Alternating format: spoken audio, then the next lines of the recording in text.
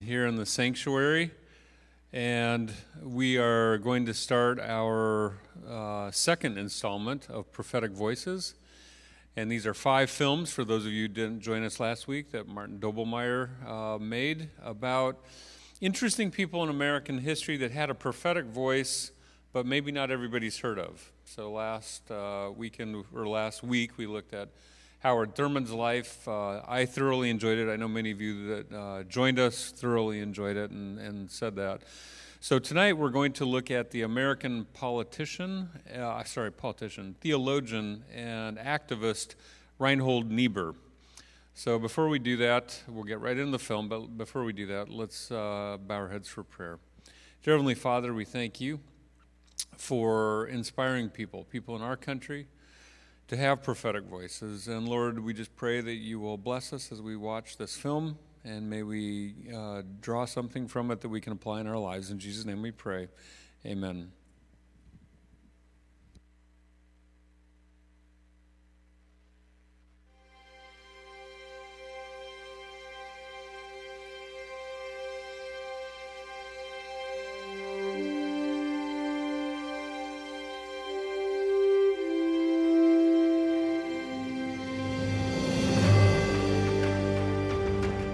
He may be best known as the author of the famous Serenity Prayer.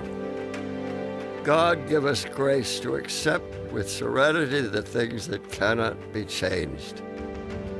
But American-born Reinhold Niebuhr, a theologian, a celebrated writer, and a progressive social thinker, brought a distinct and prophetic voice to some of the most defining years in America's history. Barack Obama, a pretty progressive Democrat. Jimmy Carter could draw on Niebuhr. Some of the Reaganites liked Niebuhr. Some of the George W. Bush people liked Niebuhr. Everyone picked something they liked. So Niebuhr was always present in my mind in a very practical way, particularly when I became president and was facing the constant threat of a nuclear war which would have destroyed the world. Civil rights leader Martin Luther King Jr. wrote of Niebuhr from the Birmingham jail. Whenever there was a conversation about power, Niebuhr came up. Niebuhr kept us from being naive about the evil structures of society. Reinhold Niebuhr was the great public theologian of the 20th century. Well, I think a prophet in politics is someone who sees what others are blind to. Reinhold Niebuhr makes me shake and tremble as a human being when I think of the depths of his courage. Reinhold Niebuhr was an American original, whose understanding of human nature, justice, and social behaviors propelled him to speak openly and often critically to an emerging nation that saw no limits. But that critical voice also landed him on the FBI watch list for decades. The FBI attitude to him was always not that he might be, but that he was a communist. I not only admire Niebuhr, I love him. I disagree with almost everything that he said. For Niebuhr, the priority was always justice. His guiding principle, hope in a Redeemer God. His weapon, an extraordinary gift for clarity of thought that made him a leading voice of conscience for his time, and some say beyond. Man's inclination to justice makes democracy possible. Man's inclination to injustice makes democracy necessary. Reinhold Niebuhr.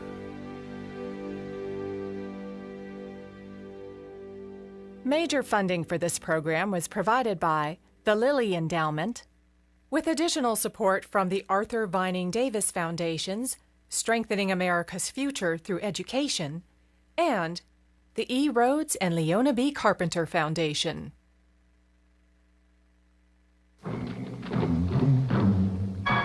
The Mike Wallace Interview. Good evening, I'm Mike Wallace. This is Dr. Reinhold Niebuhr, a Protestant minister, one of the most important and challenging religious thinkers in the world.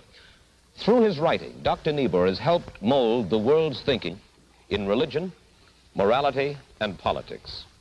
Dr. Niebuhr, tell me this. Is freedom necessary? It's necessary for the individual because the individual, no matter how good the society is, every individual has hopes, fears, ambitions, creative urges that transcend the purposes of his society. Do you think that because you're a Christian, you're a more valuable man in our society, or more worthy in the eyes of God? Certainly, anybody said in the eyes of God is pretentious. How do I know about God's judgment? One of the fundamental points about religious humility is that you say you don't know about the ultimate judgment. It's beyond your judgment. And if you equate God's judgment with your judgment, you have a wrong religion.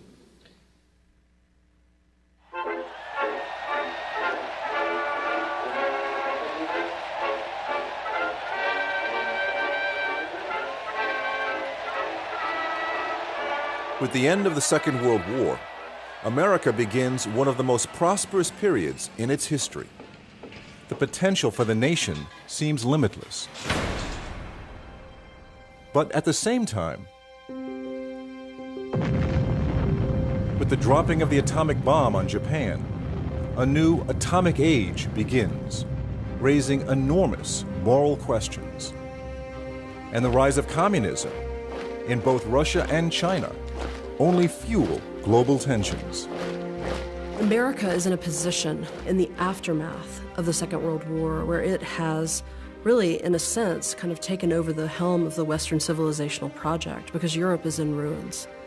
Americans are left with incredibly consequential questions about the future of the world. And so Niebuhr becomes the figure that most helps Americans think through the demands of that position. Niebuhr loved the United States and recognized and actually took very seriously America's obligation to be the leader of the free world in what was just then heating up to be the Cold War. But he wanted to offer some caution, some realistic cautions there, especially because we were a young country and an overconfident country, and in a sense, the last country standing at the end of World War II. Now we're living in a nuclear age, and the science that was supposed to be automatically for human welfare has become a science that gives us nuclear weapons. This is the ironic character of human history and of human existence. You can't say that religion or irreligion will give us a particular answer to the nuclear dilemma. I think I have one answer that is partly religious and partly secular, and that is to say, we ought to at least recognize that we and the Russians are in a common predicament. So Americans are dizzy. They're dizzy with opportunity, and they're dizzy with sadness with what has just come to pass over the last few years. And as a consequence, you have people searching for answers, searching for meaning, and the church has become an area that, boom, by the 1950s, it's the highest it has ever been in the United States, both before and since. And with religious figures like Niebuhr, Paul Tillich, Norman Vincent Peale, Billy Graham, Martin Luther King Jr., and Abraham Joshua Heschel, America is turning to a different kind of writer. Their audience was secular as much as religious. And so they were going for the big bite. They were going to influence the whole culture and not just people within their church. It was hard to talk about public life without talking about the moral implications because they were so overwhelming. And I think all those things invited the creation of all these big figures who were public theologians. And now we basically don't have them anymore. But Niebuhr savored the role of public theologian. He offered important, sophisticated, and compelling images and metaphors for understanding why the United States was a great nation, but because of that, why the United States was always in danger of betraying its mission. And he did that using ancient symbols of Christian theology, symbols like original sin and grace and redemption. And he did it in a way that secular intellectuals loved and listened to. Niebuhr was delighted that there was this whole group called Atheists for Niebuhr who were wanting to take the political philosophy and just not dealing seriously at all or think it's dispensable that Reinhold Niebuhr is someone who's on his knees at night praying and for whom giving testimony, being a witness to the saving acts of God in history, defines his work. With American exceptionalism on the rise, Niebuhr writes one of his most influential books, The Irony of American History. Well, I believe that The Irony of American History is the most important book ever written about U.S. foreign policy.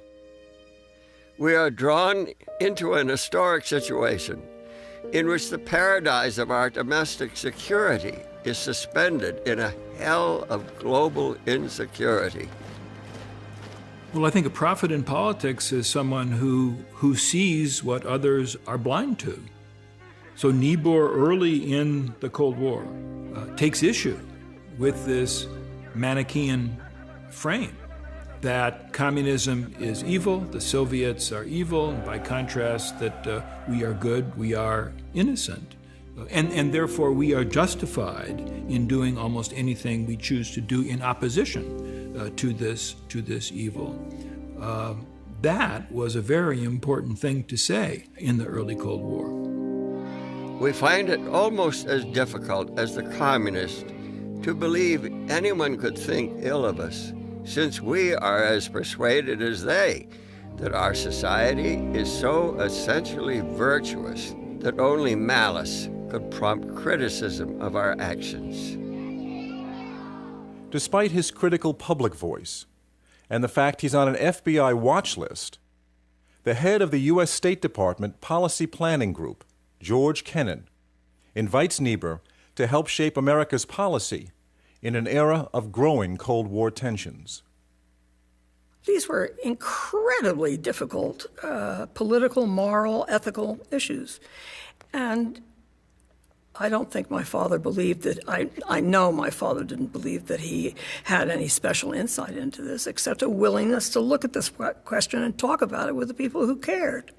There were some voices that proposed that we should use this asset, this advantage, to eliminate the Soviet threat.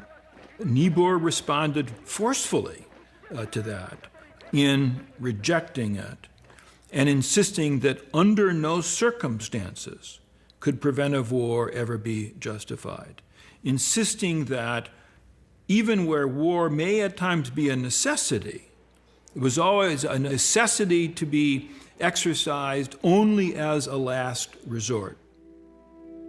The Niebuhr of the Cold War era sees communism as an evil that must be resisted, even with military force. He's very different from the Niebuhr of decades past, when he called himself a pacifist and socialist. Now, some think he has betrayed his own values. What Niebuhr does, it gives you a sense that you know the way the world is and you have a role in it. Isn't that wonderful? You know why it is that justice is going to require conflict in a way that frees you from the sentimentalities that are so often associated with Christian language of, oh, we need to be reconciled, oh, we need to love our enemy, so on. Niebuhr makes you a hard-headed player in the world in which we find ourselves as a Christian. Isn't that seductive? Reinhold Niebuhr was born to German immigrants in Wright City, Missouri, June 1892. His father, Gustav, was a pastor, and the family produces two important religious figures, Reinhold and his brother Helmut, known as H. Richard. And they're very different personalities. Reinhold is this buoyant, tremendous personality that just wins people over and extroverted and so on. And so had his father been. He's the apple of his father's eye. His father, I mean, to young Reinhold growing up, Gustav was just the model of who he wanted to be. The most interesting person in town, and Richard Niebuhr experiences Gustav in a very different way. To Richard, the father was forbidding and severe, and he did not have a close relationship with his father. He felt that his father pretty much was disapproving.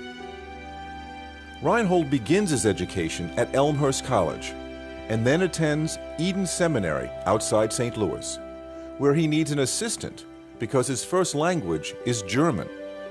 Yet he graduates Eden Seminary valedictorian. From there, young Reinhold heads east to Yale Divinity School.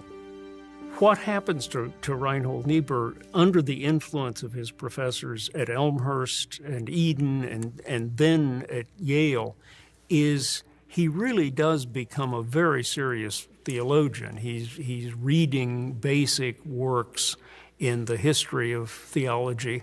And this shows up again much later in his own teaching. But he's not an academic theologian. Never is, never tries to get a PhD.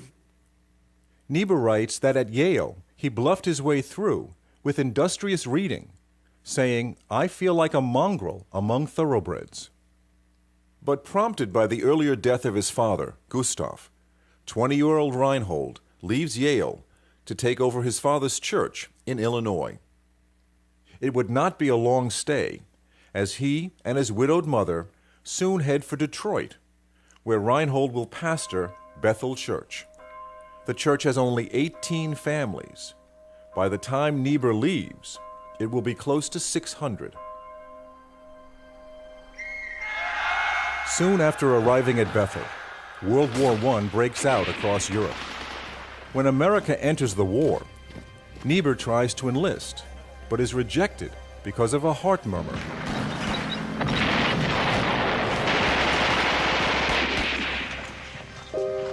When the war ends, Niebuhr travels to Europe to see firsthand the utter devastation.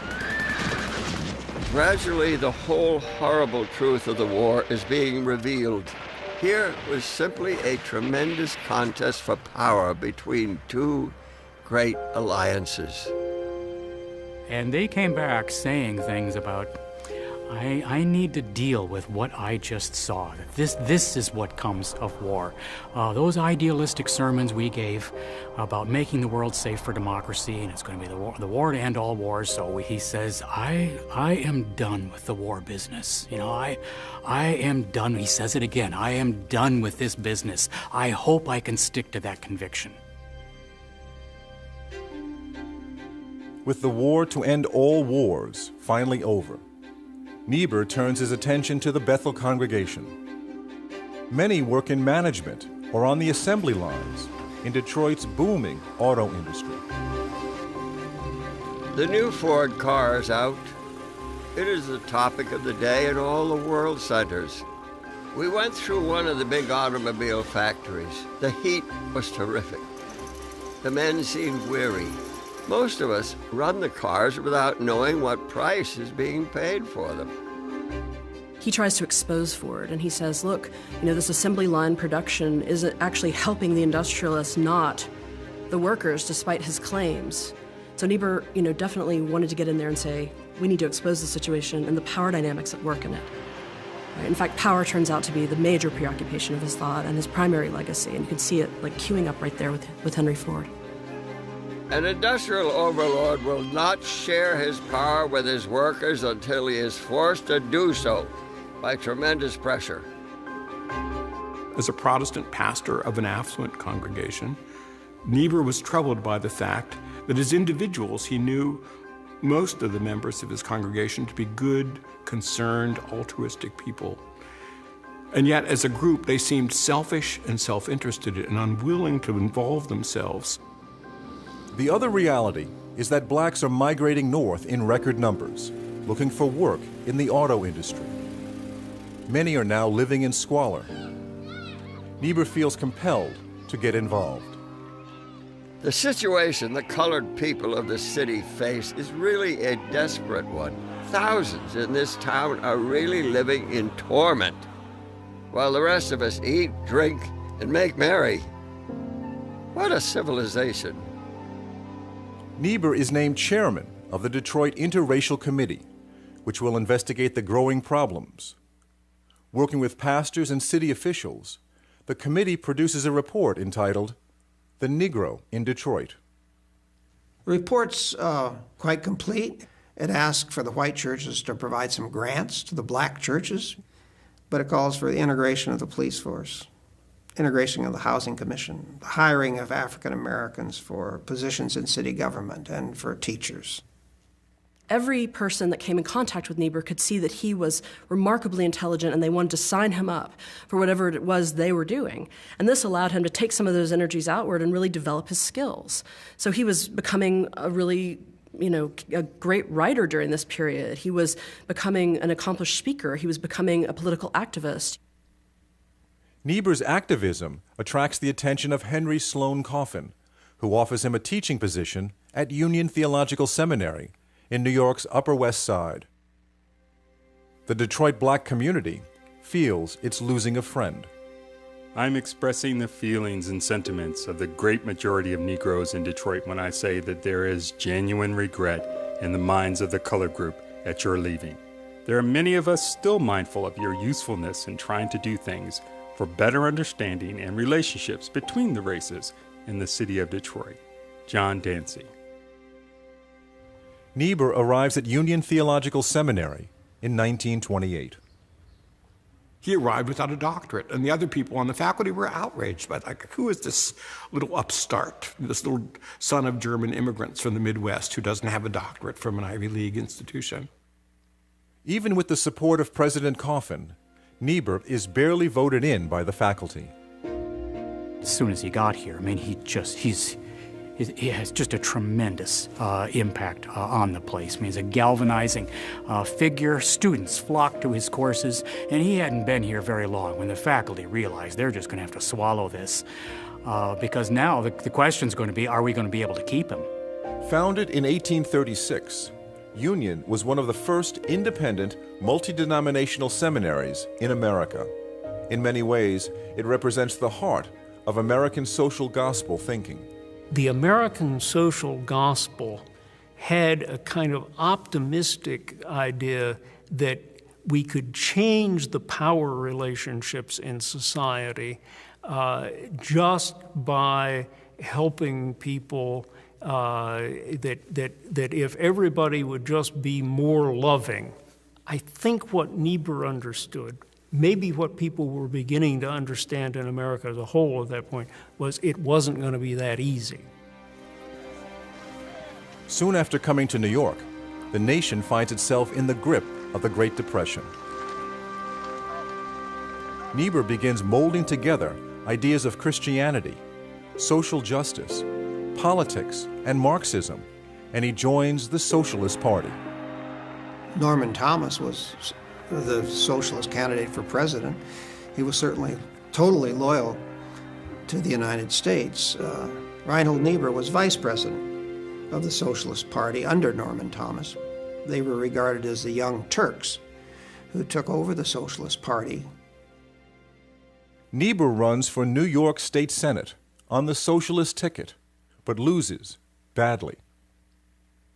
During his first years at Union, a brilliant young student arrives from Germany, Dietrich Bonhoeffer.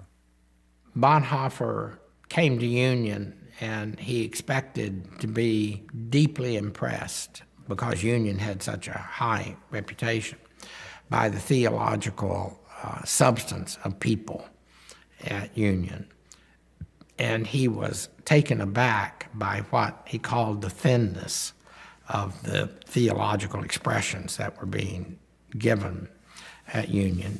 So he was quite suspicious of Niebuhr. And Bonhoeffer did have a kind of pretty snotty attitude about that.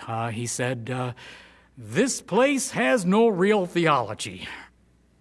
And his way of talking about this is to say, here in the United States, it's as though theology is a kind of handmaiden of social ethics. Bonhoeffer thinks this can't be good. Yet Bonhoeffer and Niebuhr begin a unique and lasting friendship. Bonhoeffer returns to Germany just as Adolf Hitler and the National Socialists are seizing power. There, another young theologian, Paul Tillich, is gaining attention. Tillich's writings have their early roots in the trenches of World War I. The colossal carnage of the war that just is god-awful horror and suffering, and Tillich had 2 massive nervous breakdowns himself. Tillich sees the worst of humanity, and yet what's remarkable is that he holds on to faith. In fact, in a sense, sets his project, his life's project, to reinterpreting the faith in an era where World War I can happen. And he dedicates his life to trying to figure out how to make sense of what it means to be human in this kind of a reality. Tillich's writings put him at odds with the new Nazi government. So much so, his life is now in danger. Niebuhr is aware of Tillich's plight, and he appeals to his own Union faculty, the same faculty that resisted Niebuhr's coming. And the Union faculty, bear in mind, this is the depth of the Depression. The Union faculty, everybody on it took a 5% pay cut in order to bring Tillich here. And also Tillich's gratitude. He would say, Riney saved me. And that was not even an easy thing for Tillich to say. And during those early years at Union, a young student from Oxford, England, Ursula Keppel Compton, would change Niebuhr's life, although it was not love at first sight. My mother and Ursula were contemporaries, and she and Ursula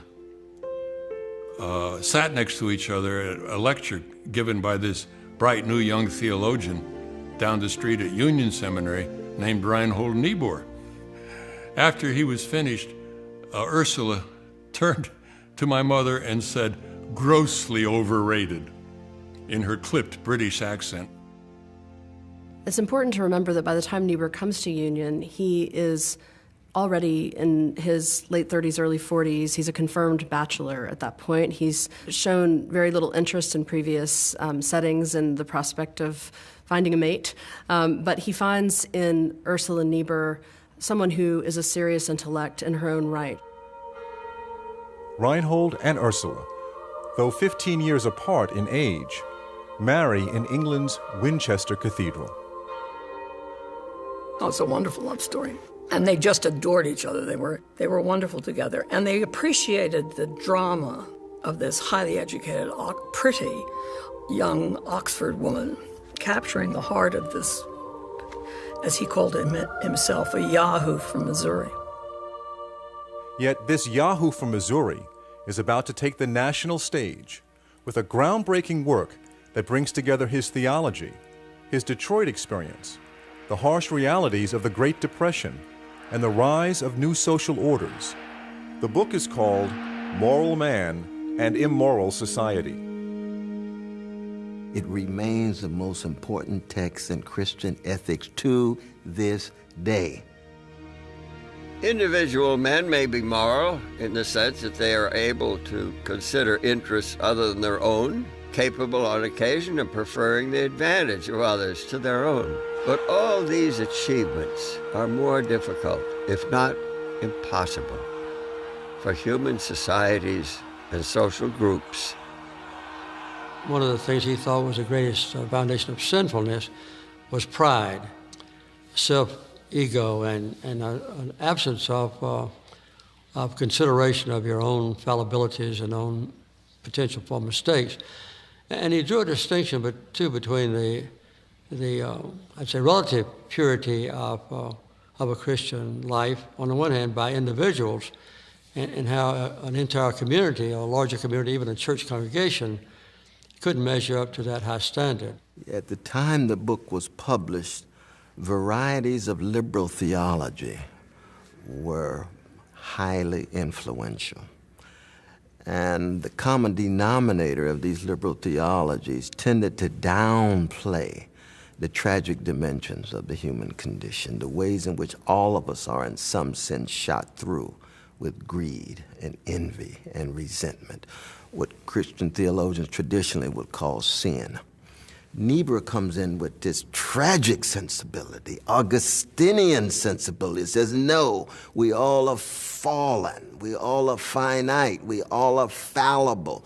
There will never be a utopian society in human history. There'll never be paradise in space and time. That we all are corrupt in terms of the choices that we make. So it's not in any way just a matter of good on the one side, evil on the other. The good and evil shut through our souls as a civil war taking place on the battlefields of our hearts, each and every one of us, no matter what color, gender, sexual orientation, civilization. So it's going to be very much about power. It's going to be very much about conflict. And the best we can do as human beings is to generate democratic possibilities. Democracy, he says, is a proximate solution to insoluble problems. Niebuhr believes in order to move towards justice, structures need to change, and that may require certain action. The basic point that he's working on is power relationships only change when people are able to use power to force those changes. He says under certain circumstances you can use violence. I mean, part of the greatness of Reinhold Niebuhr is that he was willing to risk his popularity in the name of integrity. That he was very popular among pacifists in the 19-teens and the early 20s. When he wrote Moral Man and Immoral Society, many of his fellow comrades saw this as a flagrant act of betrayal. And he had to engage in them, tell them, I have changed my mind owing to these kinds of arguments and insights that I have learned. When you change your mind in public, and if you're a public figure and a public intellectual, your friends hate you and your enemies hate you more. You would think if you say, I was wrong, I actually agree with these people, they would welcome you with open arms. But that's not how the world works. They sense weakness in you and they pounce. And so when someone would break ranks or change sides, often you're alienating everyone all at once. And so it really does take a level of courage to do that. But I think he just couldn't stand with his earlier well-intentioned idealism. What is missing in Niebuhr is any account of the church. The Christian account of the way things are is always going to rely on the fact that there is an alternative to the way things are, called the church. Niebuhr had no account of that. Niebuhr's convictions are challenged by his own brother, H. Richard, now a professor of theology at Yale Divinity School. When Japan invades Manchuria, the United States must decide how to respond. The two brothers engage in their only public debate. Richard wrote an essay called The Grace of Doing Nothing, in which he argued against the American preparation for war. Reinhold thought that that was naive and close to immoral, exactly because, given the reality of the world in which you lived, you'd better start preparing for war. Students of my uncle's, who tremendously admired him and thought very highly of him, sometimes developed criticism of my father on the grounds that he was more famous. He took up more of the oxygen in the room. He was known better than his younger brother, who was the better theologian and the better writer. That's no surprise to me. That's what my father thought. He thought that Helmut was the finer thinker, the clearer writer. True, I have the gift of gab, he would say, but Helmut is the better theologian. That was family doctrine. By the mid-1930s, Reinhold Niebuhr sees life in America improving with Roosevelt's New Deal programs. In Russia, Niebuhr learns of the harsh form of communism being forced on the workers. So now the one-time socialist is rethinking his affiliations. So my father belonged to a number of these groups which became communist in the course of the 1930s. And if you look carefully, you can see that at some point he said, I can't belong to this anymore. Communists had taken it over. 1939, and Europe can sense another world war is just off the horizon. For the 20th century is in truth primarily distinguished by the fact that it has disillusioned all the hopes of the 18th and 19th centuries. These centuries dreamed of justice, peace, world civilization, and universal enlightenment. The realities of the 20th century are war instead of peace, poverty and class conflict instead of justice, nationalistic passion instead of world government, and racial prejudice instead of world enlightenment.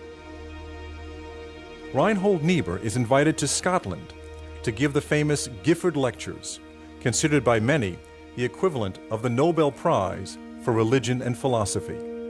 The lectures will be published under the sweeping title, Nature and Destiny of Man.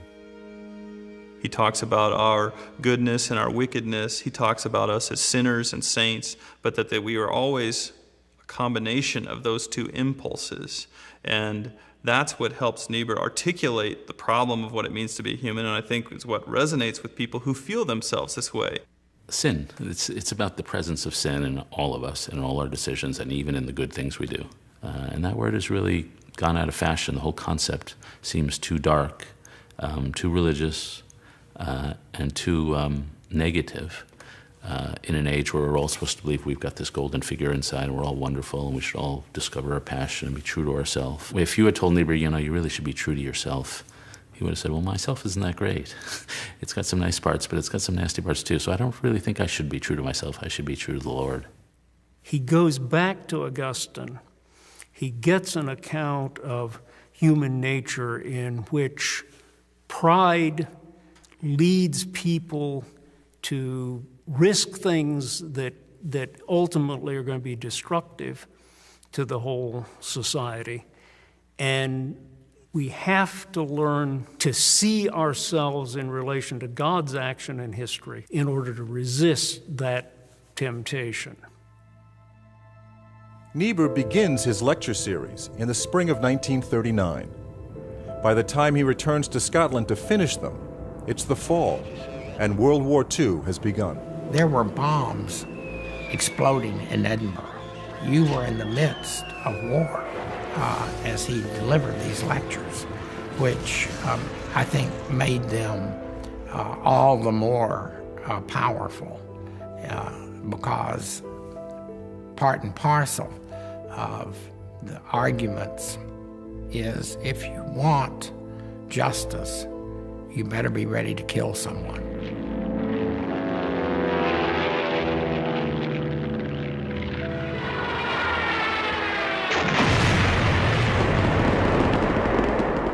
December 1941. Japan orchestrates a sneak attack on Pearl Harbor, and America is thrust into war. Niebuhr is now nearly 50 years old and the father of 2 children. His days are filled with family, writing, and lectures. Together, Niebuhr and Paul Tillich propel Union Seminary to even greater prominence. And Niebuhr helps to launch the publication Christianity and Crisis as a way to offer a critique of pacifism. Between his books and countless articles, it becomes one of his more productive periods. He wrote all the time, and he had an interesting gift.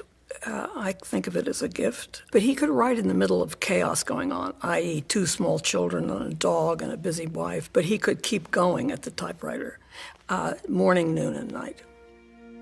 It's during the war that Niebuhr's Serenity Prayer gains widespread recognition when it's included in the prayer books given American GIs on the front. God give us grace to accept with serenity the things that cannot be changed, courage to change the things that should be changed, and the wisdom to distinguish the one from the other.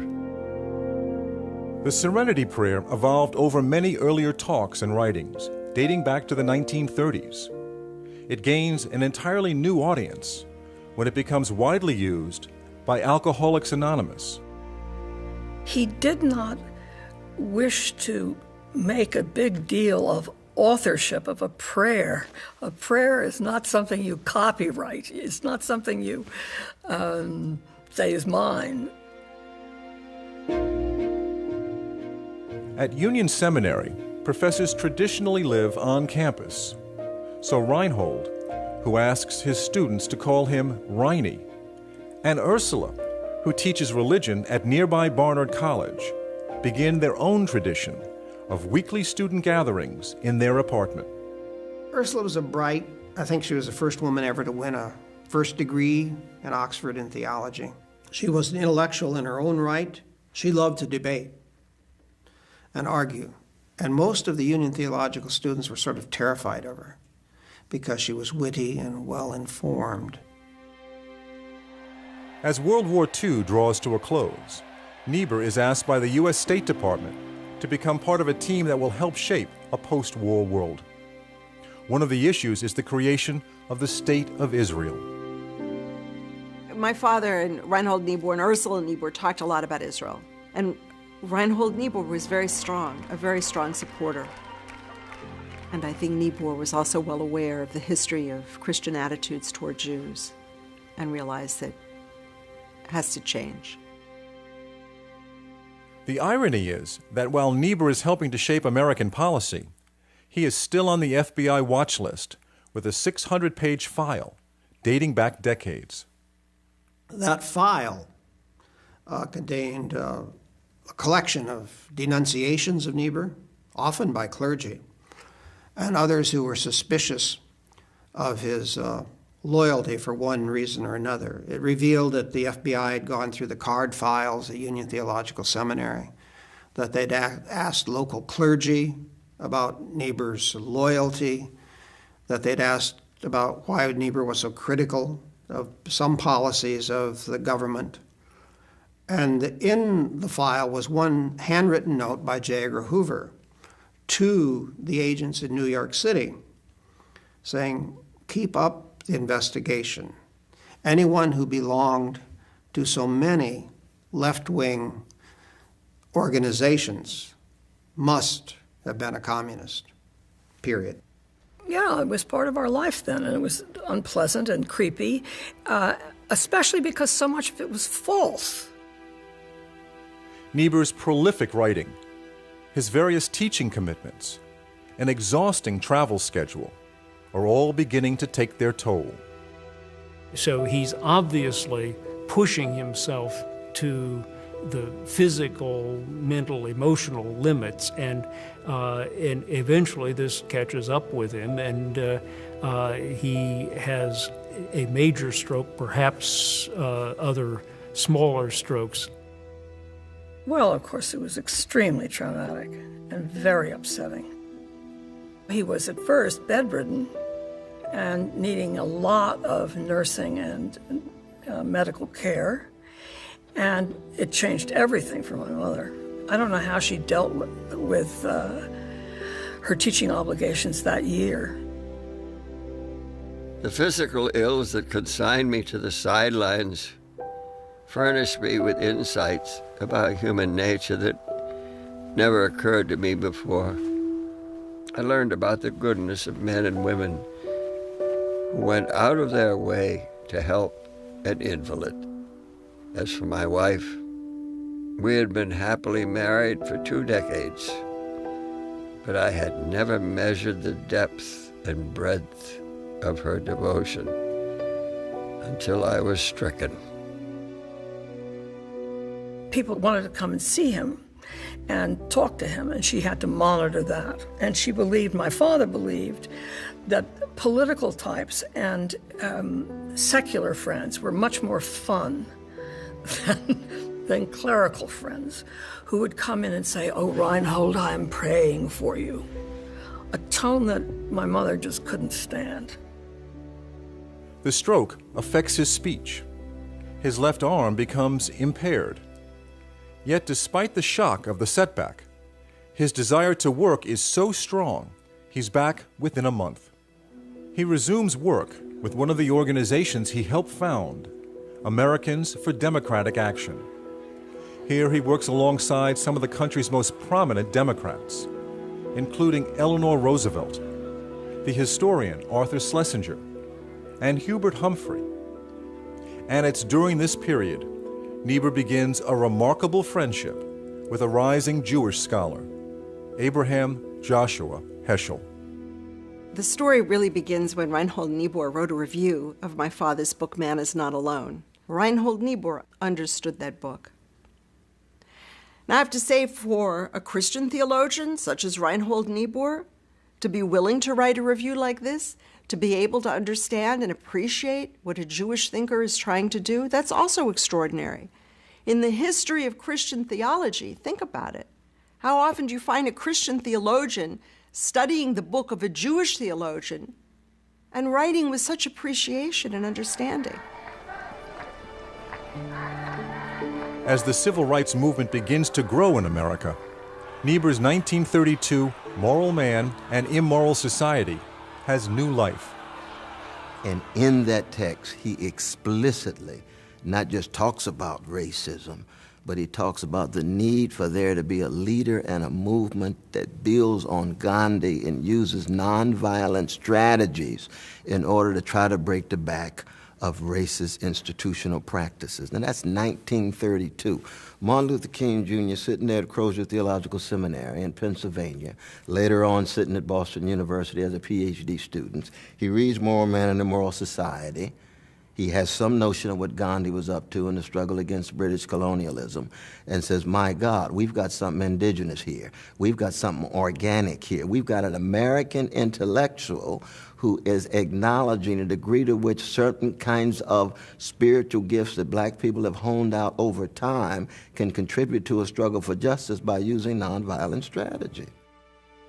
Martin, coming out of a Baptist and Niebuhr background, just felt that the depths of immoral society, the institutionalization of sin, was not going to crumble easily, and it hasn't. Throughout the civil rights era, school integration is one of the most volatile issues facing America. At one point, Martin Luther King Jr. believes it will only succeed with the intervention of the president. King turns to Niebuhr for support. Niebuhr declines. He's been reading Edmund Burke. And Edmund Burke, one of the great founding fathers of modern conservatism, subtle, sophisticated, but calling for what? Slow, organic change, given the manners and mores of any region and a society. You don't want to unsettle them too much. You don't want to trouble them too much because it can lead toward chaos. For all of his passionate argument about the evil of racism, Niebuhr himself doesn't think about racism in terms of what we would say, is in structural terms or cultural terms. He doesn't think about white supremacy itself as a structure of power that's based on privilege that presumes to define what's normal. Even though the stroke clearly slows his pace, Niebuhr remains active in politics, particularly in the 1960 election. Niebuhr introduces candidate John Kennedy at the Liberal Party dinner. He does it despite what he sees as the thinness of JFK's religion. In regard to Kennedy's promiscuity, I quite agree it may be good reason to vote against him. I regret we will not have a president with strong moral fiber, but he will be intelligent, shrewd, and perhaps on the edge of unscrupulousness. The next 4 years are going to be difficult and challenging years for us all. Kennedy wins, but will not survive his first term. His successor, Lyndon Johnson, is an advocate for greater civil rights, as Martin Luther King Jr. continues to lead national marches. In his earlier Letter from a Birmingham Jail, King draws on Reinhold Niebuhr. As Martin read Modern Man and Immoral Society and Nature and Destiny of Man, he also read Abraham Heschel's 2-volume work on the prophets. In fact, he used it regularly in his preaching. And so when Rabbi Heschel showed up, it was like the Old Testament prophet, coming to Selma. Niebuhr's health prevents him from being part of the marches, but he stays informed as he and Rabbi Heschel take walks behind Union Seminary on Riverside Drive. I feel that Heschel and Niebuhr became friends partly because they both needed a really good, close friend who understood their inmost spiritual intentions. And they hadn't found it elsewhere, but they found it in each other. It was during one of their walks in Riverside Drive that Reinhold Niebuhr asked my father to deliver the eulogy at his funeral. My father told me, and we were all taken aback, because here was a great Christian theologian. He must know Christian pastors to ask, why a Jew? And I think asking my father in itself is something of great historical moment.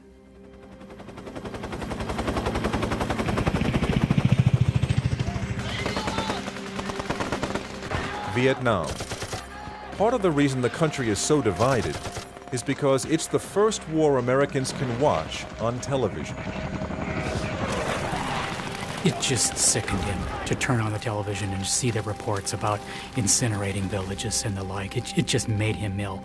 And this is someone who, he deeply loves his country, and he says, I can't even believe the feelings I'm having about, what my country is doing there. It may be one of the great ironies that despite Niebuhr's public criticism of the Vietnam War and being on an FBI watch list, President Lyndon Johnson awards Niebuhr the Presidential Medal of Freedom, the highest honor given an American citizen. Niebuhr is too ill to accept in person. Theologian, teacher, social philosopher. He has invoked the ancient insights of Christianity to illuminate the experience and fortify the will of the modern age. With the election of Richard Nixon, an ailing Niebuhr sharpens his criticism, particularly around the association with popular evangelist Billy Graham. He went after Nixon, and particularly for the misuse of religion to bless his politics. Now, politics is tough, and religion has a potential for being tough. And when you mix the two together, you get a very explosive combination. The idea that America is a Christian nation, plain and simple, is problematic for Niebuhr in a way that it's not as problematic for Graham. Really, Niebuhr just increasingly gets frustrated with Graham for what he sees as a blindness to other social ills in the United States because Graham's primary focus is on the individual. The 1960s, and Niebuhr is retired from Union Seminary. The family spends much of its time at their home in western Massachusetts. He suffers bouts of depression, and in many ways withdraws from public life. Yet he and Ursula agree to teach a course together at her Barnard College. It also helped him by getting him out of the house and in front of people. It was a canny way of drawing him back into a world that he had been so active in for so many decades. So that was my mother shrewdly pulling him out of the, off his bed into a classroom. And that cheered him up. These were years when he was suffering quite often from quite severe depressions. But a teacher like him can't be depressed in front of a whole bunch of smart undergraduates, and so he would rise to the occasion. Reinhold Niebuhr was in bed, and he was no longer able to walk, but he was incredibly warm to me and welcoming and enthusiastic to see me. And I sat with him and we talked for some time, and he was so kind, and he was so interested and so full of warmth. And at the end, when I had to leave, he said to me, "Give me a kiss." And so I kissed him. I kissed his cheek. Reinhold Niebuhr dies June 1st, 1971. He was nearly 79. His funeral takes place in the family's home church, First Congregational in Stockbridge, Massachusetts. As promised, Rabbi Heschel delivered a eulogy, saying, "For many of us, the world will be darker without you. Your life was an example of one who did justly, loved mercy, and walked humbly with his God. It was a sad day, and my father was very sad. He really felt he had lost a great friend, and that the United States had lost a treasure. Reinhold Niebuhr never earned a doctorate, yet he would receive honorary degrees from Princeton, Harvard, Yale, Oxford, Hebrew University, and others. And while his may not be a household name, many, especially those entrusted with positions of responsibility, still find in his words a treasure worth remembering. I quoted Niebuhr one time, and Martin said, "You don't know about Niebuhr. You shouldn't be ashamed to quote Reinhold Niebuhr that way." And he went on, we were in New York, and I made notes about what he said. When I got back home, I got my Nature and Destiny of Man down off the thing, and it was almost as though he was quoting a paragraph verbatim. It was stuff that was that powerful. I wouldn't judge a man by the presuppositions of his life, but only by the fruits of his life. And the relevant fruits are, I say, a sense of charity, a sense of proportion, a sense of justice. I would say Niebuhr had audacity. He wrote with audacity. He wrote big books on big subjects. He took big public stands. I think 50 years from now, 100 years from now, we'll still be faced with the same quandary or challenge or question that Niebuhr addressed so well. Reinhold Niebuhr was like a jazz man. He had his own voice. It was distinctive, it was dissonant, it didn't fit. He would take a political problem and analyze it in terms of the history of political philosophy, but also in terms of what he thought was true about the world. And I think that's why people read him and loved him and thought about him. Nothing worth doing can be achieved in our lifetime. Therefore, we must be saved by hope. Nothing true or beautiful or good makes complete sense in our immediate context of history. Therefore, we must be saved by faith. Nothing we do, however virtuous, can be accomplished alone. Therefore, we are saved by love.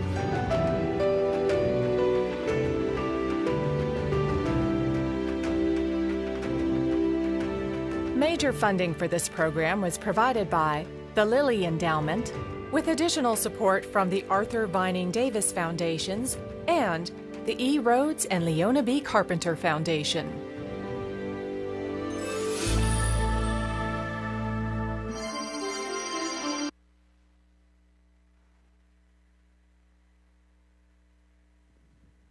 Yeah, very interesting, right? Yeah, I've often thought, taking away something from this movie of, prophetic voices. It's interesting that theologians were so prominent, people of faith, in the 1950s, and as brought out in the movie, we've lost maybe that public voice of moral clarity from a religious perspective. And I think all of these films are helping, at least me, formulate that, we shouldn't be quiet.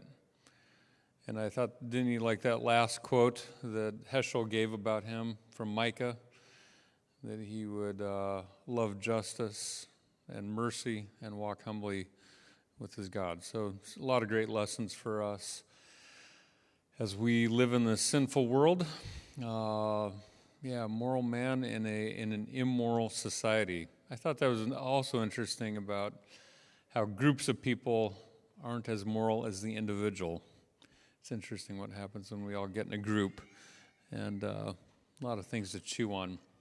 So it's 8 o'clock. We try to keep these to an hour. Next week, we will watch a video on Dorothy Day. The week after that, it will be Joshua Heschel, who we just saw, and Dietrich Bonhoeffer the week after that, who we just also saw. So 3 more to go. Hope you're enjoying them, and we'll see you next week at the same time, 7 o'clock here.